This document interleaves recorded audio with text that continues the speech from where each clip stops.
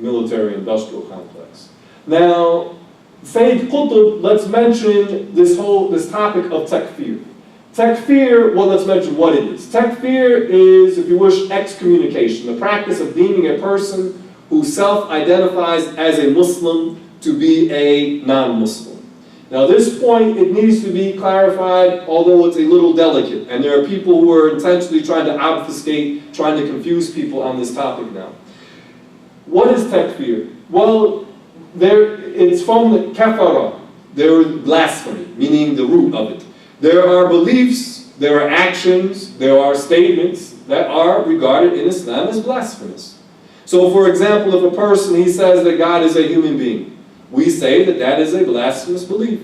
Even if that person calls himself a Muslim, if that person said, for example, that God is a human being, we would say that that belief is blasphemous. This person is not a Muslim in reality. So, for instance, the so-called Nation of Islam, they teach that God is a real live human being. We say that the person who believes that God is a human being is not a Muslim.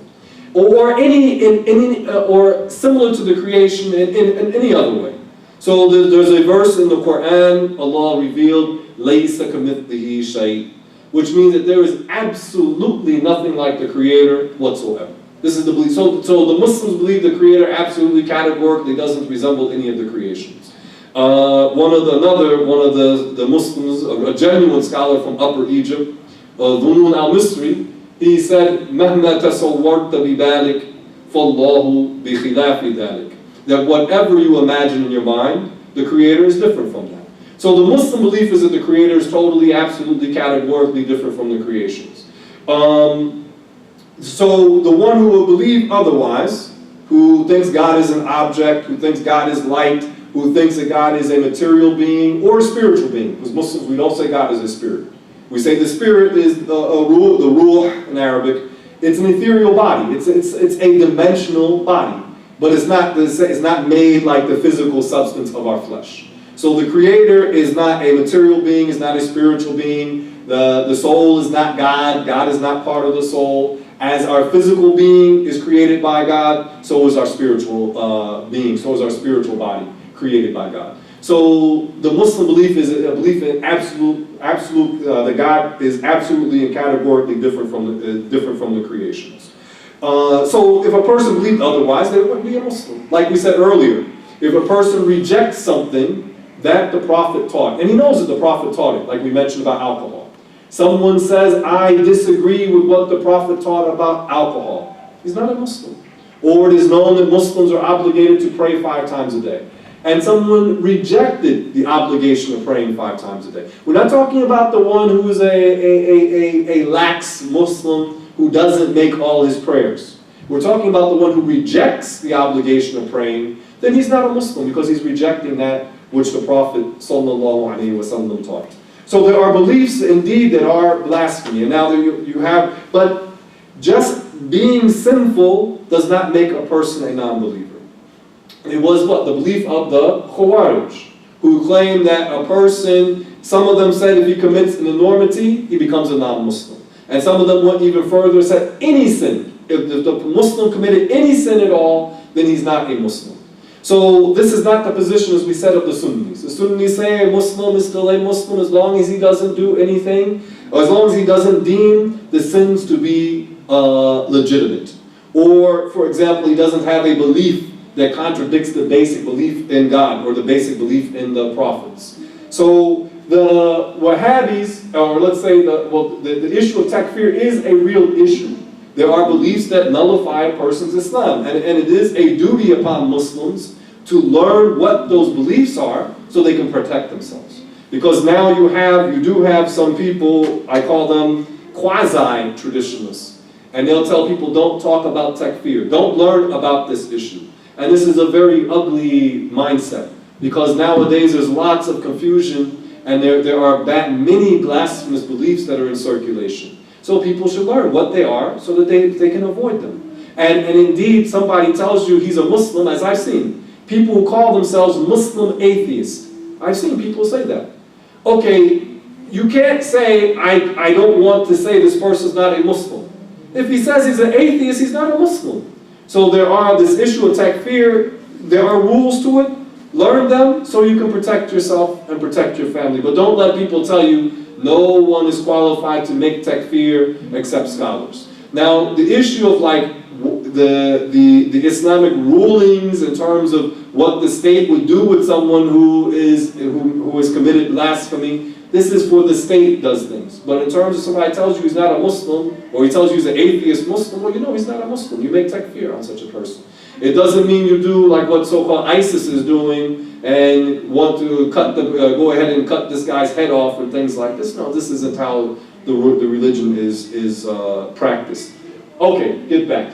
So this takfir is a real matter in the religion. Now, what happened is you had the Qutubis regarding takfir. Sayyid Qutb, he went to an extreme on this. He claimed that any ruler who does not govern by the sacred law, by the Sharia, in every ruling, if he doesn't govern by Islamic law in every case, then he is a disbeliever.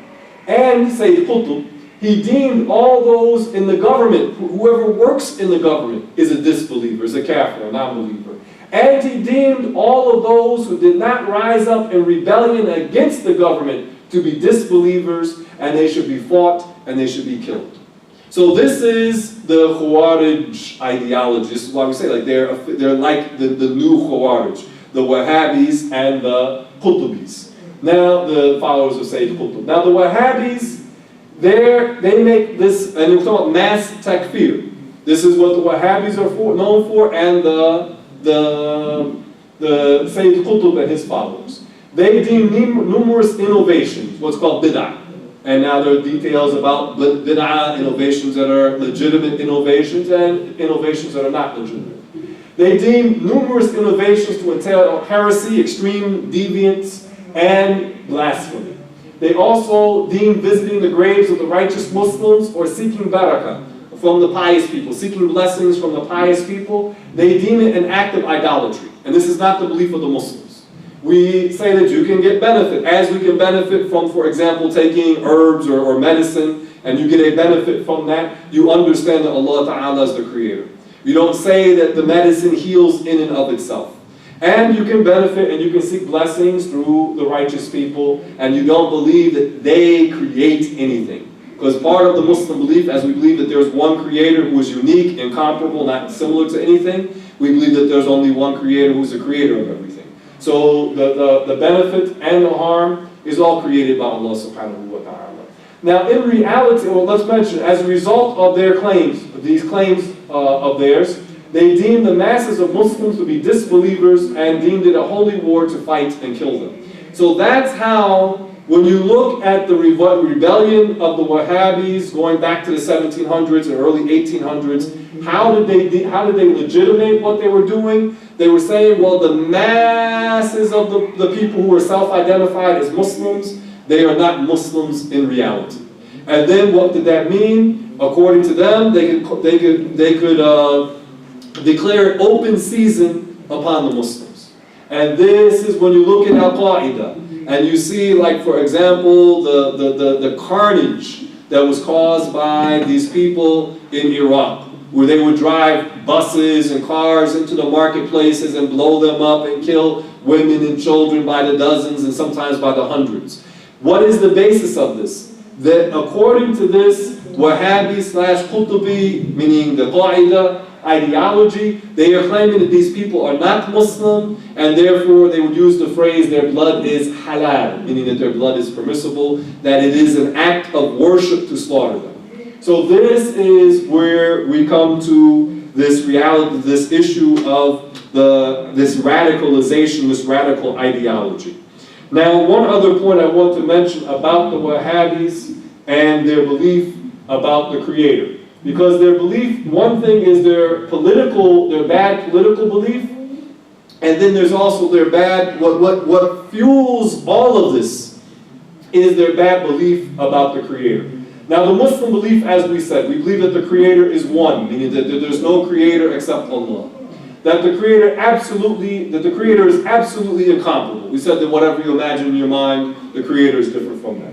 that the Creator is absolutely transcendent, meaning not in need of any of the creations.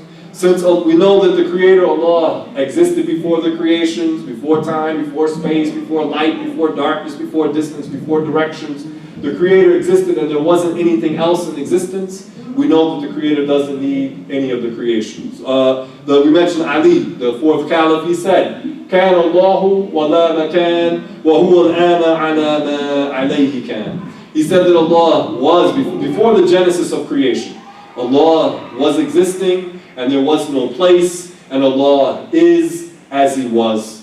Meaning that the Creator exists without being in place, without being at a distance or in a direction. So this is the belief of the Muslims. That Allah Ta'ala is not attributed with magnitude, of size, or dimensions, or composition. That the Creator of place exists without time and exists without place. Now, for the Wahhabis, they are guilty of literalism. They read certain verses of the Quran and then they distort them because they don't understand the foundational belief of the Muslims. So, for example, when we say that God, we say Ta'ala, Allahu Ta'ala. They would understand from that God literally is situated most high at a literal distance and direction.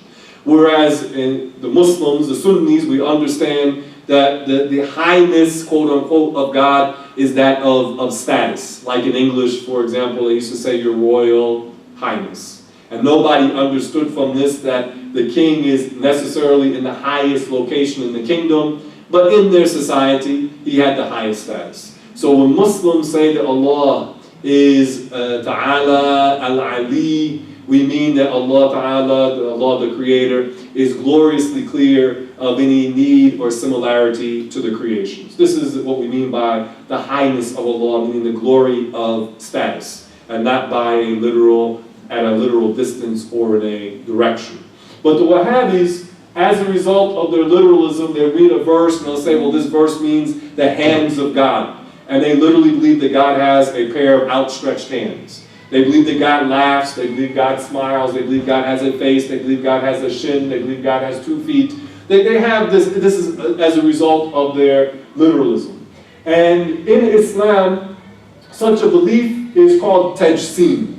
It is the belief that the Creator has, a blasphemous belief, that the Creator is an object, has some sort of spatial characteristics. We say the Creator of space isn't in need of space, doesn't resemble the things that are in space. And also tajseem and also tashbih. Tashbih, meaning that the belief that God is somehow similar to the creations. And that's their literalism in the core of the Muslim belief about God. They have a literalist belief, which is contrary to the Muslim belief in God. And also that literalism also plays into how they distort different verses of the Quran and hadiths of the Prophet regarding Islamic law. So this is their belief, the core. When you want to get down to addressing the Wahhabi deviants, you have to get to their belief about God. Now, to show you the mindset of the Wahhabis, I encountered one a couple of weeks ago. He was online and we were having a discussion on another topic, and then it came to the issue of the belief. So he was from Morocco.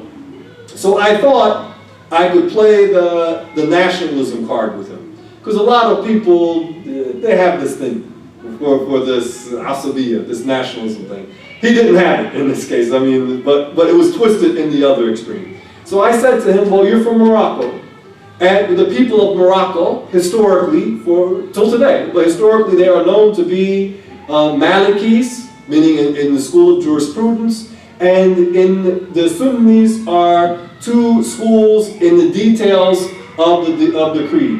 They are either Ash'aris or Maturidis, and these scholars, they lived in the first 3 centuries of the Islamic calendar.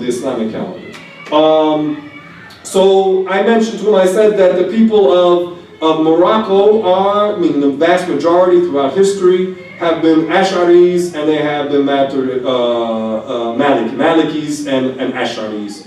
So he said, this was his response, and this is to show you the mindset of the Wahhabis. He said, Morocco is not my country.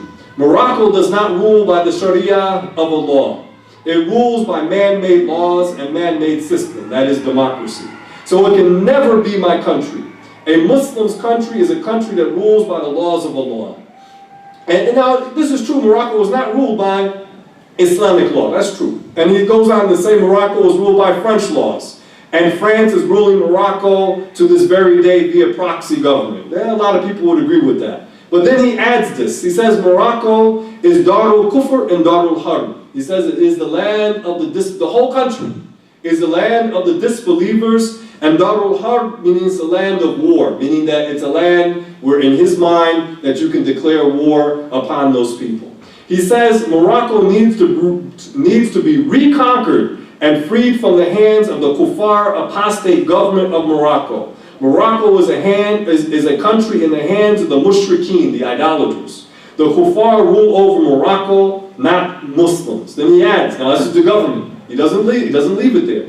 He goes on to say, most Moroccans are Sufi, Ash'ari, kuffar. So now he's saying the Ash'aris are kuffar. Now among Sufism is a branch of Islam, a science in Islam, let's say. A science in Islam which deals with the purification of the heart. I saw a definition, a very nice definition. It is the science of sincerity. How to rectify the heart through first having the proper belief in the Creator, abiding by the sacred law, being obedient to Allah Ta'ala, and working on the inner dimension, rectifying the character, beautifying the character through following the example of the Prophet Muhammad sallallahu alaihi wasallam and the righteous Muslims. So this is what, in brief, this is what Sufism is. Now there are people who claim to be Sufis, and they do some misguided and whacked out things. That's a fact. But this guy, as he's saying, the Ash'aris, they are kuffar. And they takfir on the Sufis in general. He says that they believe, and this is not true. We said that Allah Ta'ala existed before creation, before light, before darkness, before time, before place. We do not say that God is everywhere. We say that the creator of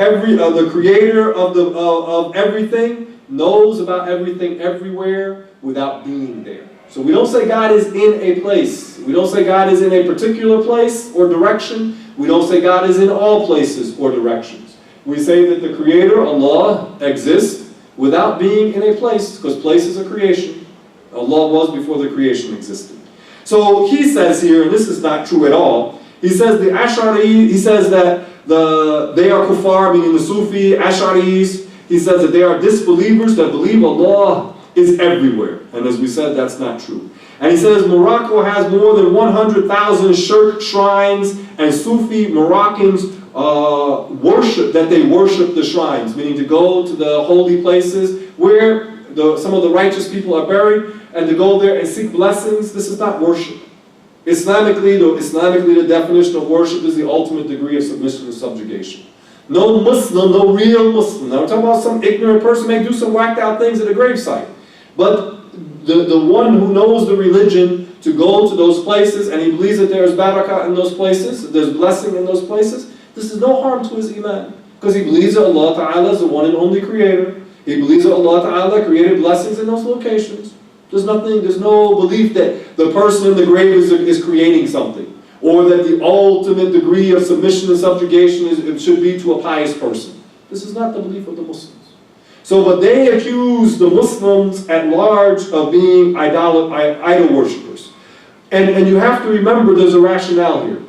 They want the property of the Muslims. They want a justification to overthrow the governments. So in order to do that Islamically, you cannot claim that I know this person to be a Muslim. I cannot say I can legitimately wage war or murder this person. So they have to say, well, that person, according to their ideology now, that person is not a Muslim, and according to them, therefore I can kill him, and then I can confiscate his property. So this is why they had to find a base to claim that the Muslims are not Muslims in reality. And then according to their ideology, since they're not Muslim, then they can kill them. Which doesn't even apply. You cannot just go around killing people because they're not Muslim. But this is, again, you can see the radical ideology that these people have. And I mentioned a couple more things. He says, the overwhelming majority of Moroccans are kuffar, disbelievers. who are completely drenched in shirk, in idolatry, and kufr akbar, the major disbelief. And so, meaning the major blasphemy. Not just like somebody may say kufr asghar, like a major, it's not the major blasphemy. So, let me say it another way. That the kufr akbar, that they believe that they are outright blasphemers, let's just say it that way. And also, he said, and I also have nothing to do with Morocco. The only thing I share with them is ethnicity and nothing more. So you see, this is one guy, and there are lots of people who are infected with this ideology. They are real. This isn't like some like theoretical group that, okay, they exist in some sort of culture called abstraction. This ideology is real, and it is fueling this terrorism that we read about practically daily in the newspapers. Let me give you another sample of these guys and what they're on. MashaAllah. Let's see.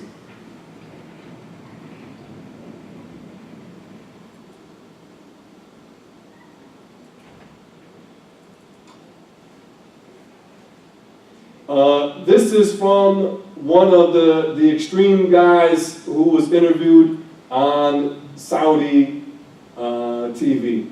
I don't think it's going to play. Okay. Some of you have seen it, where you have the guy, he's from one of the, what they call Daesh, the Wahhabi, the ISIS. He's on Saudi TV, and the interviewer and him are having a discussion about whether or not the dome over the Prophet's mosque should be destroyed. And the interviewer himself is a Wahhabi, but he's not the extreme Wahhabi. So he's saying, no, the dome can stay over can remain over the mosque of the Prophet. The more extreme Wahhabi is saying, no, it shouldn't be. It shouldn't remain. And since you don't believe it should be destroyed, then you are a kafir. And then he tells him in the interview, that the guy asked him, well, do you want to kill me? He says, yes, I want to kill you. And said, in summary, if I had a gun, I would kill you. If I didn't have a gun, then I would kill you with a knife. He tells him like this in the interview. This is the mindset.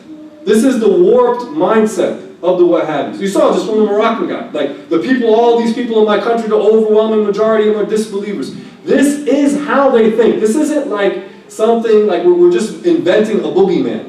These people are living, breathing human beings walking around with this ideology.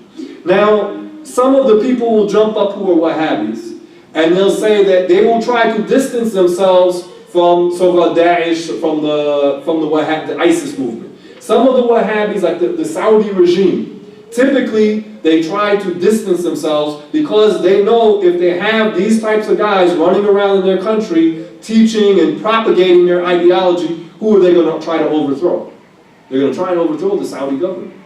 So usually what the Saudis will do is that they'll take the more extreme elements and they ship them out. Either they'll imprison them or they ship them out of the country.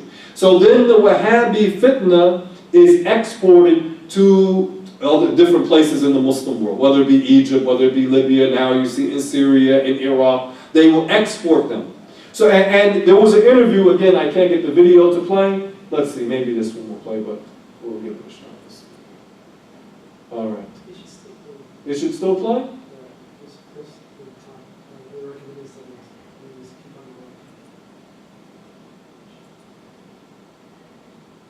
Okay, let's see. Okay, yes, it's going to play.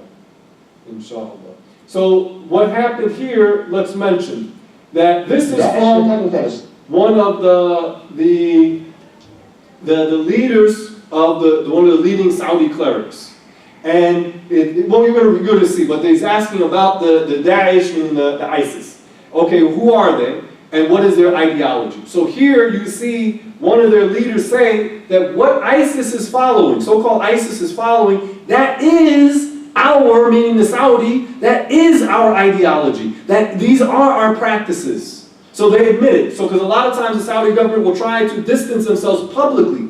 But in reality, what those guys are doing now in Syria and Iraq, that is what this Wahhabi regime promotes. So the video says, لا شك لا شك. عبرت تعبير آخر قلت داعش أنت سلفيين. أنت سلفيين. كيف يا أخي سلفية؟ هم يستدلون، يعني بعض الأخوان يقول لك أن الصناعة استخباراتية أو صناعة. الاستخبارات لا تنشئ شيئا جديدا، هي تستغل الموجود. فهم يعني هم استغلوا من يحمل ذلك الفكر الذي تحمله داعش، فكر سلفي، ليست إخوانية وليست قطبية وليست صوفية وليست أشعرية. يستدلون بما في كتبنا نحن وفي مبادئنا نحن، ولأجل هذا ستجد أن أكثر من You see what he said there? He said they draw their ideas, meaning ISIS as they call themselves, they draw their ideas from what is written in our own books, from our own principles. This is, again, this is a real, we're not making this thing up. And the video says, ينقدها لا ينقد فكرها، هو ينقد فعلها. نحن نريد ننقد الفكرة التي بنت عليها، اللي هي مثلا المرتد. لماذا لا نتكلم فيه ونوضحه ونجعل من يقيم الحد عليه ومن إلى آخره. نحن لا نناقش فقط أن طريقة القتل وهذه وحشية وتسيء إلينا عند العالم، تسيء إلينا يعني لو قتلناه بطريقة لا تسيء إلينا لا بأس، لا أعتقد من هذا. فإذا الفكرة الأصلية والمنبت الأصلي منبت سلفي. نعم قد تأتي الاستخبارات أو دول أخرى مستفيدة وتنمي هذا وتسهل لهم الأمور وتعطيهم، وهي لا شك مدت بأسلحة ومدت بأعتاد وترك لها مجال رحب لتسيير في الأرض. هذا لا شك مرة منتفع، لكن منتفع استغل مبدأ موجودا عنده. So you see, they admit, this is open confession. This is one of the leading clerics in Saudi Arabia. Let me pull back the other video, inshallah, because it's very interesting to show you the mindset. This is the one I told you about how he's discussing how he would kill the guy who's interviewing him. No, this is how they are. You saw the Moroccan guy. These are not, when you say like, you hear like the stereotype of the fanatic, like the insane fanatic. Well, this is it. Okay, so this is the interview, and again, this is recently. So the video says الذين لا يؤمنون بالله واليوم ولا يؤمنون باليوم الآخر انتهى. يعني أنت الآن لو يتاح لك فرصة تقتله بالله والله يعني لو يجيبوا لك سكين تنحرمه؟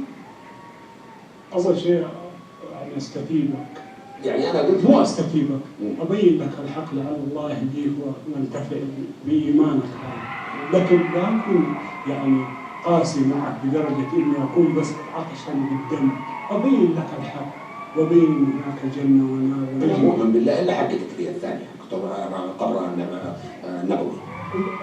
القبر النبوي خل بتكلم، يعني أنت الآن أنت كفرتني صح؟ لأني أنا مع علماء المملكة في هذا الموضوع. طيب خل عني. يا أخي هذا منكر ولا ما منكر؟ أول شيء نقل إنه منكر ولا ما منكر؟ أنا ما أدري، أنا أمشي مع and it's not grave worship what they claim. Muslims not worship ولا مساجد ما يقولون دين المساجد. قالوا منكر. قالوا منكر. قالوا هيئة كبار العلماء من بنى قبرا أو رفع. This is both of them are Wahhabis.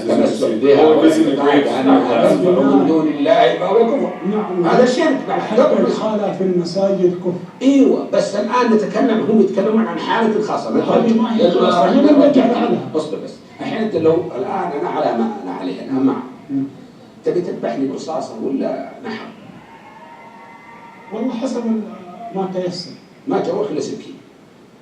السكين على الله المستعان. لا يعني معناته ان القتل اذا ما في سكين خنق. خنق. No, this is how they انت الان لو طلعت سألها من الجهاد. وين؟ هو من هنا. Yeah, see, this is why the Wahhabis, the Saudi Wahhabis, they export this stuff because they know if they keep these guys in the country, the first guys on the hit list is the Saudi family. So this is why they want to keep them out of the country, and they'll send them to, like we said, to Yemen or to Iraq or to Afghanistan or wherever they're going to send them. So this is the mindset. So that's why when we talk about Wahhabism and it is a reality, this is who these people are. Now let's going to bring it into a close, inshallah. We're going to cover. We still got a little bit of ground to go, inshallah. So when we want to know who are these people who are extremists, how do you identify them? Well, you can look at them. Do they speak favorably, as we said earlier, of what? The Trinity of Terror. Ibn Taymiyyah, Muhammad ibn Abdul Wahhab, and Sayyid Qutb. Now, Sayyid Qutb, his influence is not so much in this country. I wouldn't say so much. It's here. There are people who are influenced by the Qutbi ideology. But as you saw with the first guy, the Qutbis are like a subsect. They've got these whacked out extremist ideologies. But the Wahhabi sect has much more influence. And they are, as you see, this is a real Wahhabi here. And you have the less extreme one. But they deem visiting the graves to be shirk. And that is the basis for them deeming the Muslims at large, as we saw this Moroccan character, to deem the Muslims at large to be non-believers. So if you hear people talking about Ibn Taymiyyah and Muhammad ibn Abdul Wahhab, to a lesser degree we said Sayyid Qutb, also some of the more contemporary leaders, Uthaymeen, a character named Bin Baz, also another character named Nasruddin al-Albani, that these guys, when you hear somebody saying, oh, these are great sheikhs, or the shuyukh say that this is a good sign that this guy's a Wahhabi. So we need to know the names. Also, if you find them and they're going on and on about bid'ah, you will hear them talking about bid'ah and saying that this is a misguidance, this is a deviation. Now, some other signs that you might be dealing with a Wahhabi. If he rejects rejects altogether following the 4 Sunni schools, this is a good sign that this guy's a Wahhabi. Or he rejects following the schools of theology, the details of Aqidah, the details of the creed, the Ash'ari school and the Maturidi school. So if he rejects them, then he'll say, this is ilmul kalam. And ilmul kalam has details on it. There's legitimate ilmul kalam, the science of how to explain the details of the creed and refute the sects of misguidance. So ilmul kalam, there is that which was from the philosophers, Mu'tazila type groups, and there was the Sunni kalam, which is legitimate. Because it's a way to explain the Muslim belief using rational proofs. Now for the Wahhabis, since they believe God is a giant object with fingers and a smiling face and moves about and moves in the shadows and has a tibia, such a belief is itself irrational. So when you say that there's a means to explain the creed using rational proofs, like as a Muslim, if I'm talking with an atheist, I'm not going to talk to him about the Quran first. I'm going to talk to him about the belief in God, to show that the true belief in God is what? Rationally consistent. That there must be a creator, the universe cannot be beginningless, the universe cannot be self-created. It has to have a creator. The creator existed before the creations, therefore is not in need of the creations, is not something that can be imagined. So this is from what we say ilmul kalam. It's using proofs, rational proofs, not rejecting. We're not rejecting the Quran, but we're using rational proofs when a person